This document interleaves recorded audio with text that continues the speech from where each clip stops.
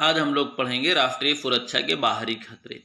चलिए, बिल्कुल उसी प्रकार से जैसे आंतरिक खतरे में सैनिक और असैनिक, इसी तरह बाहरी खतरे में भी सैनिक और असैनिक के रूप में। तो शुरुआत करते हैं बाहरी खतरे, इसमें भी सैनिक खतरे। मित्रों, फिर से वही एक बार आपसे कहना चाहेंगे कि लाइक और सब्सक्राइब कर दिया कीजिए।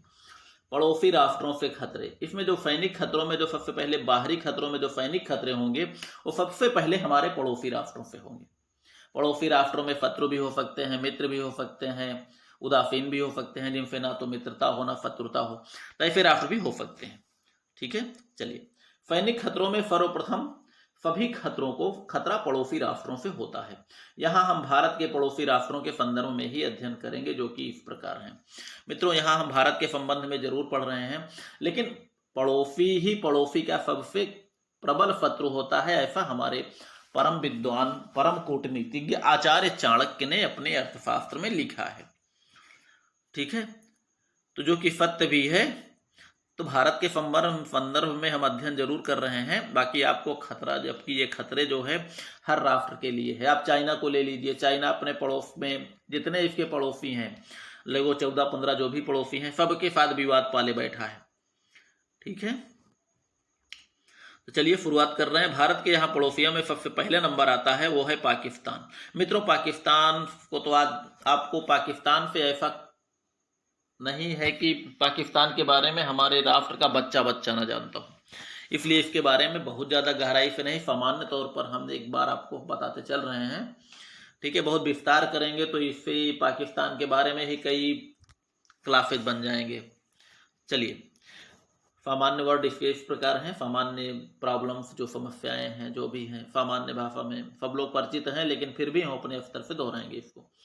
भारत का एक भाग है जो आज़ादी के बाद अलग राष्ट्र बना, सब लोग परिचित हैं, अर्थात अलगाव के साथ भारत को आज़ादी मिली।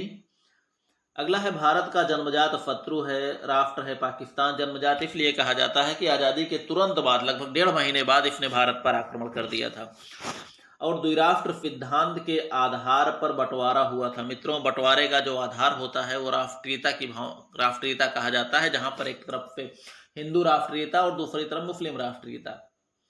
ठीक है, धर्म आधारित राष्ट्रीयता के आधार पर भारत और पाकिस्तान का बंटवारा हुआ। ये बात दूसरी है कि पाकिस्तान को अपना धर्म आधारित राष्ट्रीयता तो प्राप्त हो गई, लेकिन भारत धर्मनिरपेक्ष राष्ट्र के रूप में विश्व के सामने आया। ठीक है, मुस्लिम राष्ट्र पाकिस्तान एवं धर्मनिरपेक्ष राष्ट्र भारत। सांप्रदायिक युक्त दंगे भरे माहौल में विभाजन हुआ दोनों का, सब लोग परिचित हैं। प्रत्येक हिंदुस्तानी परिचित है कि बंटवारे के समय और बंटवारे के बाद, बंटवारे के समय भी दंगा, बंटवारे के बाद जो है अपना क्षेत्र खाली कराने के नाम पर दंगा, ये जो है हुआ था 1947 में। विभाजन में बहुत सा विवाद होता रहा, लेकिन प्रमुख विवादित रियासतें हैदराबाद, जूनागढ़, कश्मीर में देखने को मिली। दोनों के बीच संबंध कश्मीर विवाद पर अस्थायी है, जो कि आज भी बना हुआ है। मित्रों, विवाद के समय कई चीज की समस्याएं तो थी, किसी तरह सब निपटा दिया गया। रियासतें जो थी, इनको पूरी छूट दे दी गई थी कि आप जिधर मिलना चाहें उधर आप अपने आप को मिला सकते हैं, चाहे भारत में मिल जाइए, चाहे पाकिस्तान में मिल जाइए। ये जो है ज्यादातर अपनी इच्छा से इन्होंने अपना चुनाव कर लिया। हाँ, कहीं कहीं पर कुछ समस्याएं जरूर आई, जैसे हैदराबाद और जूनागढ़ में। ठीक है, हैदराबाद की स्थिति क्या थी? हैदराबाद और जूनागढ़ की स्थिति दोनों की सामान्य थी। हैदराबाद और जूनागढ़ के जो राजा और शासक वर्ग थे वो मुस्लिम थे, आम जनता जबकि अधिकतम वहां की मुस्लिम थी, हिंदू थी। इसलिए हैदराबाद के निजाम जो थे, जो शासक थे, वो तो अपने आप को स्वतंत्र रखना चाहते थे, और जूनागढ़ के जो शासक थे, नवाब साहब थे, वो पाकिस्तान में मिलाना चाहते थे। और दोनों ही चीजें वहां की हिंदू जनता को पसंद नहीं थी, और दोनों ही स्थानों पर विद्रोह होने शुरू हो गए, क्योंकि दोनों ही भारत के साथ रहना चाहती थी रियासतें। और अंत में सैनिक कार्यवाही के द्वारा हमारे तत्कालीन गृह मंत्री सरदार पटेल जी, इन्होंने जो है इसको सॉल्व किया और भारत में मिलाया, जनमत संग्रह कराने के बाद। लेकिन कश्मीर की स्थिति कुछ अलग ही थी। कश्मीर के महाराजा हरि सिंह जो थे, ये जो है कश्मीर का निर्णय लेने में थोड़ी सी देर कर दिया इन्होंने। फिलहाल जो है पहले आज़ाद रहे, कुछ दिनों तक आज़ाद रहना चाहते थे। बाद में जब पाकिस्तान को लगा कि ये मुस्लिम राज्य है, यहाँ ज़्यादा रहने वाले मुसलमान हैं, इसको भारत पाकिस्तान को मिलना चाहिए। बाद में इन्होंने देखा कि ये तो आज़ाद रह रहा है, तो पाकिस्तान ने जबरन कश्मीर को लेने का प्रयास किया। तुरंत जो है वो अक्टूबर 1947 में ही इसने सीधे कबायली आक्रमण के द्वारा सीधे आक्रमण कर दिया। नाम कबायली आक्रमण कर दिया, जबकि अपने सैनिकों के द्वारा इसने आक्रमण कराया। अब राजा साहब एक छोटी रियासत के मालिक थे। आखिर ये बहुत देर तक मुकाबला नहीं कर पाए और ये नहीं चाहते थे कि हम पाकिस्तान में अपने राज्य का विलय करें, और उन्होंने सीधे भारत में विलय कर दिया और भारत का अंग बना दिया विलय करके। बाद में भारत की सेनाओं ने जाकर इसको सुरक्षित बना दिया। फिलहाल जो है अभी स्थिति कश्मीर की ही है, जहां पर दंगे फसाद ये चीज़ देखने को मिलते हैं। वही कश्मीर जिसे धरती का स्वर्ग कहा जाता है, लेकिन आतंकवादियों ने आज इसको नर्क बना दिया है। ठीक है, और आज तक ये विवाद जो है बना हुआ है। चलिए फिलहाल ठीक है, आगे बढ़ते हैं हम लोग। वर्तमान समय में लगभग 4 प्रत्यक्ष युद्ध हो चुके हैं भारत और पाकिस्तान के बीच में। किसके लिए? केवल कश्मीर के लिए। कश्मीर चाहिए उनका। कश्मीर की बात छोड़िए, शुरुआत में जो देखा जाए तो एक दिलो दिमाग में ही बस गया है भारत विरोध की भावना, क्योंकि बंटवारा भी विरोध की भावना को लेके हुआ था। और हिंदू मुस्लिम बाद में जो कुछ भी कमी बची वहाँ मुल्ले मौलवी इन सब लोगों ने भड़का के एक दूसरे के विरोधी बना दिए, और जिसके कारण 4 युद्ध हो चुके हैं। पहला नंबर 1947, 48 में, 1965 में, 1971 में और 1999 में। ठीक है, तो 4 युद्ध जो है हो चुके हैं भारत और पाकिस्तान के बीच में। ठीक है मित्रों, यहाँ आप देख सकते हैं 47-48 का युद्ध, 65 का युद्ध, 71 का युद्ध, 99 का युद्ध। अब युद्ध के बारे में बहुत ज़्यादा हम वर्णन नहीं करेंगे, यहाँ आपको केवल खतरे के बारे में बताएंगे। अप्रत्यक्ष युद्ध या न्यून तीव्रता संघर्ष सदा चलता रहता है। मित्रों 1971 के बाद पाकिस्तान को पहले लगा था कि 71 तक कि हम लड़ाई करके जो है कश्मीर को हम भारत से ले लेंगे, लेकिन 71 में बुरी तरह पराजय और जो है पूर्वी पाकिस्तान का बांग्लादेश के नाम से पाकिस्तान का टूट जाना, ये पाकिस्तान समझने के लिए मजबूर हो गया कि हम अब लड़कर जो है भारत से कश्मीर तो नहीं ले सकते। तो उसके बाद उसने वहाँ पर आतंकवादी गतिविधियाँ, न्यून तीव्रता संघर्ष, उन्हीं को प्रोत्साहन देना शुरू किया है, और वही चीज़ आज चल रहा है। 1999 का युद्ध भी जो है केवल प्रत्यक्ष युद्ध नहीं था, ये सिर्फ घुसपैठ और न्यून तीव्रता संघर्ष का परिणाम था। ठीक है, आज़ादी के मात्र 2 महीने बाद ही पाकिस्तान द्वारा युद्ध थोप दिया गया और कश्मीर के बड़े भाग पर अधिकार कर लिया गया। अपने अधिकार का कुछ क्षेत्र उसने चीन को दे रखा है, ताकि युद्ध के समय चीन पाकिस्तान का साथ, क्योंकि पाकिस्तान जानता था कि भारत जब चाहेगा हमसे छीन लेगा, इसलिए थोड़ा सा भाग उसने चीन को भी दे दिया। चीन को अपना भी पार्टनर बना लिया कि अगर हमारा भाग छीन लेंगे तो चीन का भाग नहीं छीन पाएंगे, क्योंकि चीन भाई शक्तिशाली है। और ये भी इन्होंने इसलिए भी दे दिया, इसका विचार ये भी था कि अगर हम उसको दे देंगे तो जरूरत के समय हमारी मदद करेगा वो। ठीक है, चलिए, सीमा पर लगभग घुसपैठ फदा होती रहती है, हर समय गोलीबारी भी होती रहती है। 1971 के युद्ध के बाद पाकिस्तान ने भारत में घुसपैठ के लिए आतंकवाद को प्रोत्साहित किया है। वर्तमान पाकिस्तान आतंकवादी पोषक राष्ट्र के रूप में विश्व में प्रसिद्ध हो गया है। 1971 के युद्ध में पराजय के बाद पाकिस्तान ने आतंकवाद को प्रोत्साहन के अतिरिक्त न्यून तीव्रता संघर्ष को भी प्रोत्साहित करना प्रारंभ किया। इसके साथ ही भारत विरोधी संगठनों को समर्थन, सहयोग एवं प्रेरित करना भी प्रारंभ किया। कश्मीर को प्राप्त करने के लिए हर प्रकार के तरीके अपना रहा है। प्रारंभ में अमेरिका जैसी महाशक्तियों के लिए पाकिस्तान एक मोहरा बना।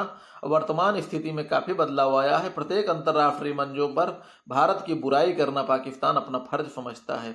कश्मीर के पाकिस्तान, ये थोड़ा सा मिसप्रिंट हो गया है मित्रों, ये कश्मीर नहीं है, इसको आप लोग पाकिस्तान समझिएगा। ठीक है, पाकिस्तान के रोम रोम में भारत विरोधी भावना व्याप्त है। भारत से प्रेम की भाषा को पाकिस्तान समझना ही नहीं चाहता, उसका उल्टा ही असर पड़ता है। वर्तमान पाकिस्तान एक परमाणु शक्ति संपन्न राष्ट्र होने के कारण भारत के लिए सोचने का विषय है। चीन जैसा राष्ट्र उसका सहयोगी है। भारत एक साथ 2 मोर्चों पर युद्ध करने की स्थिति में नहीं है, अतः स्थिति को बहुत ही सोच समझकर हल करने की जरूरत है। तो मित्रों, एक प्रकार से ये बाहरी खतरों में जो सबसे पहला खतरा है जन्मजात शत्रु का, वो है पाकिस्तान। ठीक है, अगला नंबर आता है चीन का। मित्रों, चीन भारत का एक शक्तिशाली शत्रु है। देखिए चीन की स्थिति क्या है। आधुनिक चीन माओवादी शासन एवं आधुनिक चीन के जन्मदाता माओ त्से-तुंग को माना जाता है। इन्होंने 1949 में आधुनिक चीन की स्थापना की। प्रारंभ से ही अपने सभी पड़ोसियों से पाल के बैठा है सीमा विवाद। कौन? चीन। अब भारत के साथ जो सीमा विवाद की स्थिति है वो सीमा का नाम है सीमा रेखा। सीमा रेखा है मैकमोहन रेखा, क्योंकि भारत और चीन से लगने वाली जो सीमा रेखा है उसका नाम है मित्रों मैकमोहन रेखा। ये एक प्रकार से आपके सामान्य अध्ययन का भी प्रश्न बन सकता है। अब अक्सर पूछा भी जाता है कि भारत चीन के बीच की सीमा रेखा का नाम क्या है। मैकमोहन रेखा का निर्धारण यानी सीमा रेखा का निर्धारण 1912 से 14 के बीच में हुए शिमला समझौते के द्वारा ब्रिटिश भारत, चीन और तिब्बत जिसमें भाग लिए थे, इसी के द्वारा किया गया था, निर्धारित किया गया था। इसको वहां पर भी 1912 और 14 में यानी 14 के शिमला समझौते में भी चीन ने इस सीमा रेखा को वरीयता नहीं दी थी, उसने हस्ताक्षर नहीं किया। अब आप समझ सकते हैं कि अंतर्राष्ट्रीय रूप या अंतर्राष्ट्रीय सीमा होने के लिए सभी राष्ट्र, लगभग जिन राष्ट्रों की सीमाएं हैं उनका जो है हस्ताक्षर करना बहुत जरूरी है, किसी भी सीमा को वैध रूप देने के लिए, वैध मान्यता देने के लिए, और उसी मान्यता के आधार पर वो अंतर्राष्ट्रीय सीमा रेखा बन सकती है। ठीक है। 1954 में भारत चीन के बीच पंचशील समझौता हुआ, जिससे संपूर्ण हिंदी चीनी, संपूर्ण क्षेत्र ही हिंदी चीनी भाई भाई के नारे से गूंज उठा। चीन ने विश्वासघात किया भारत से। 1962 में चीन द्वारा अचानक भारत पर आक्रमण करके किया गया। 1964 में चीन परमाणु शक्ति संपन्न एवं संयुक्त राष्ट्र संघ का अस्थायी सदस्य बना। भाई अस्थायी सदस्य बन गया तो चीन की पावर भी बढ़ गई। 1974 में भारत परमाणु शक्ति संपन्न बन गया। चीनी विदेश नीति जो थी, चीन पर कभी भी किसी का शासन रहा हो, सिर्फ दो ही उद्देश्य रहे हैं, साम्राज्यवादी एवं क्षेत्र विस्तार की नीति और पड़ोसियों राज्यों को परेशान करने की नीति। ठीक है, दो ही नीतियां रही हैं हमेशा इसकी, साम्राज्यवादी एवं क्षेत्र विस्तार करना और पड़ोसी राज्यों को तंग करना। ठीक है। और संयुक्त राष्ट्र संघ में सदस्यता, संयुक्त राष्ट्र संघ में अस्थायी सदस्यता हेतु सबसे पहले भारत को ऑफर दिया था अमेरिका ने कि अस्थायी सदस्य भारत बन जाए, लेकिन भारत ने विशाल हृदय एवं उदारता का परिचय देते हुए यह अधिकार चीन को दे दिया। भारत का विचार था कि शायद चीन उसके आह्वानों एवं विशाल हृदयता का सकारात्मक प्रतिक्रिया देगा, लेकिन चीन द्वारा भारत के बदले में क्या दिया गया आप देख सकते हैं। भारत के साथ विश्वासघात करते हुए 1962 का युद्ध थोप दिया। अंतर्राष्ट्रीय मंचों पर भारत का विरोध करता है चाइना। पाकिस्तान को पूर्ण समर्थन दिया इसने। भारत को सदा धमकी देता रहता है। भारत विरोधी कार्यवाहियों में सहयोग करता रहता है। भारत पाक युद्धों में पाकिस्तान की हर संभव मदद करता है और भारत के अलगाववादी, उग्रवादियों, नक्सलियों को समर्थन एवं हथियारों की आपूर्ति और प्रशिक्षण देता है। यानी भारत ने जिनको अपना समझा वही भारत के विरुद्ध, भारत के शत्रुओं की मदद करता है, भारत का विरोध करता है। इतना ही नहीं, भारत की अस्थायी सदस्यता का सबसे बड़ा विरोधी राष्ट्र भी चाइना ही है, अन्यथा भारत कब का जो है संयुक्त राष्ट्र संघ का अस्थायी सदस्य भी बन गया होता।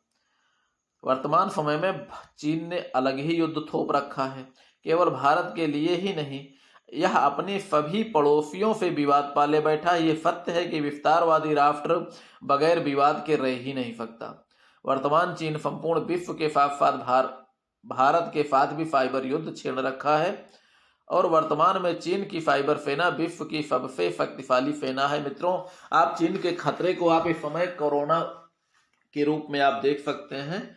ये कोरोना जैसे वायरस का जन्मदाता भी चाइना ही है और चाइना जैसे राष्ट्र ऐसे ना जाने कितने वायरसों को पाल पाल के रखे हैं। कभी युद्ध में प्रयोग हुआ तो अलग प्रकार की महामारी फैलेगी। हमें लगता है कि इतना ज्यादा महामारी फैलेगी कि उसको रोकना संभव नहीं होगा। जब एक कोरोना ने संपूर्ण विश्व की हालत खराब कर दी तो वैसे ना जाने कितने कोरोना वायरस चीन के पास, चीन के हथियार क्षेत्र में, हथियार भंडार में मौजूद हैं।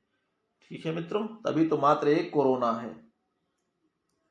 तो ये हो गई चीन की स्थिति। अगला है बांग्लादेश। मित्रों, बांग्लादेश की भी कहानी बिल्कुल वैसे ही है। थोड़ा सा चैप्टर हमें लग रहा है लंबा पड़ जाएगा। चलिए इसको हम जो है अगले भाग में पढ़ेंगे, लेकिन लंबा हो रहा है। उम्मीद करता हूँ चैप्टर आपको समझ में जरूर आया होगा मित्रों। लाइक और सब्सक्राइब जरूर कर दिया कीजिए।